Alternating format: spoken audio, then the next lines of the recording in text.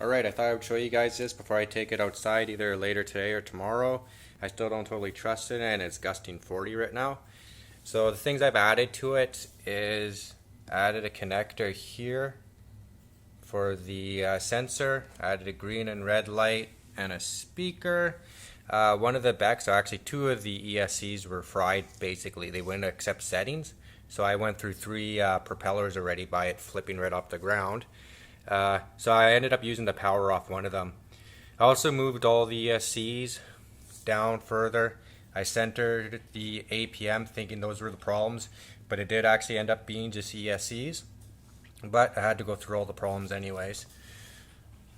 So now I can plug this guy here for my alarm, and I'll plug it in.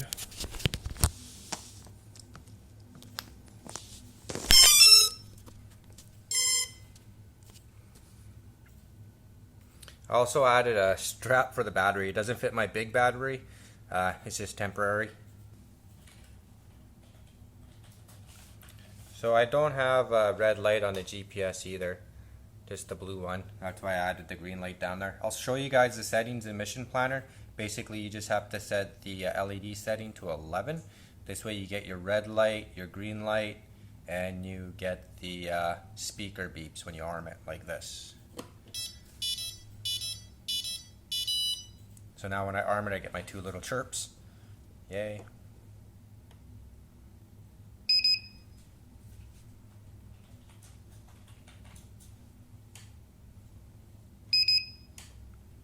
And I get it when I disarm it.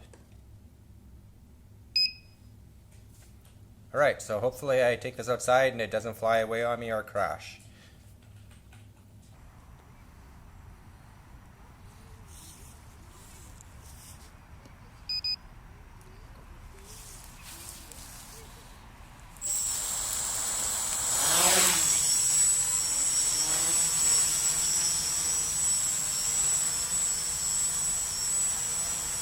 Okay, I'll try GPS hold. It probably won't work. And that's what happens in GPS mode. So I'll try return to home. Doubt it's gonna work. So it's returning to home. Okay.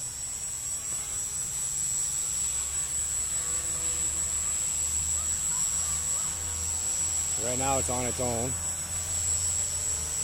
See if it crashes on the ground. Actually, I'm not going to let it land.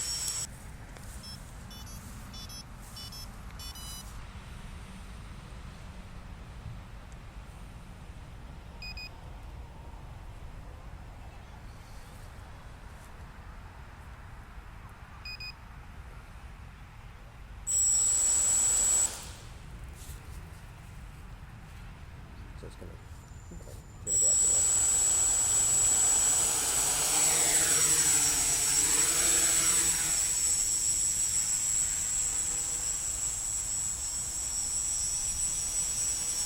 I tried GPS hold again, but it's probably just going to come down. So that's GPS hold, and it's not working. So I'll try to return to home.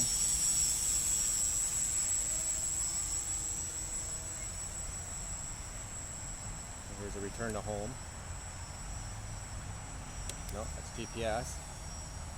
And this is a return to home.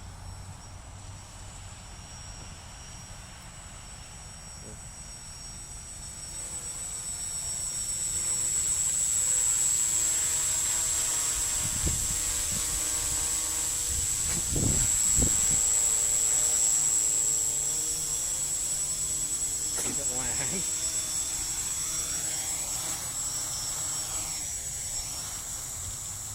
Oh, it actually landed properly today, kind of.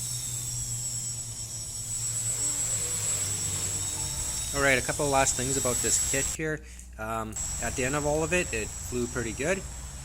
I went through about 5 blades in total, so I suggest to anybody, if you get a kit like this, to order some extra blades. They're 1045 blades, and on eBay there's a guy selling 5 pairs for like $5 or $6 or something like that. The shims, you have to check on them every, say, 2 or 3 flights for sure, because they get worn out really easy, it seems, unless people just don't care about that. But I would suggest checking on them every once in a while just to make sure your blade still goes on pretty good. The cx20 remote is very touchy with the quadcopter as well, at least in my case it is, so it's another learning curve. The total weight of the quadcopter is 999 grams. I'm using a 2700 battery on it right now, and it lasts about 5 minutes before the alarm goes off. I have the alarm set for 3.7. I brought it down to 3.4 and it goes for about 12 minutes. I was trying to run some tests on it as well to see what would happen if I went below that, to see if the motors actually did kick in. I ended up breaking wires. I don't know if anybody else runs into that issue, but I guess once the ESCs were broken, it sent the motors in an extremely high RPM, and from the wall bolt, the red, yellow, and black wires coming off the motor, they actually just break off, and if one breaks off, your motor will just flip instantly. Besides that, I've ordered a 5500 milliamp battery, so it should give me some more time to add a camera to it and try to do some missions with it to see how it acts. I'm really impressed with the return to home. It's pretty smooth. The landing doesn't work, so if anybody has any suggestions with that, it might be my APM location. It might be getting some backwash or whatever, so or propeller or whatever, from backfeed from the propellers.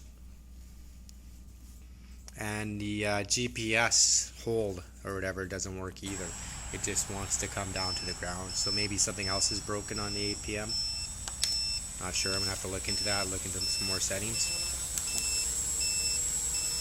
So all in all, with all the problems I had with the quadcopter making it for the price tag, I have to say it's actually not that bad, and I would order off the Global Mart guy again. He's reliable at least, and he sends out the stuff and he takes care of you to the end. So I'll definitely use him again. It's just too bad I got a crappy kit off of him. However, for the price, because it's Canadian or whatever, well, I guess it's the same with the cx20s, because if you look at the price tag, it came out to about 150, plus you still have to buy a battery and you have to get a remote, so you're looking at about 230, 240, and then well, even more because it's US, so you're looking at about 260 Canadian after. So if you can find a cx20 complete with a remote from around that price tag, I'm not sure what they're going for right now. I think they were about 400 last time I checked, but they might be cheaper now, so then the kit wouldn't be worth it. However, I have found some motors for like $4 off eBay, so the prices are getting cheaper, so I'm sure you can build this quadcopter cheaper. Plus at Princess Auto, I saw a quadcopter go in there and it's a brushed one and it's like $199, and this one kicks its ass totally for the price tag for sure.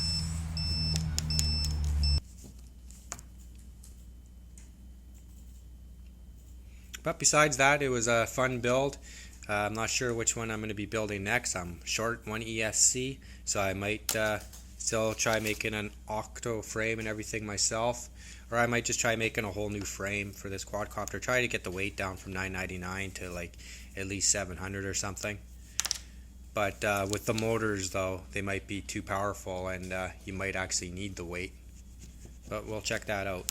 Anyways, thanks for watching, and that's it.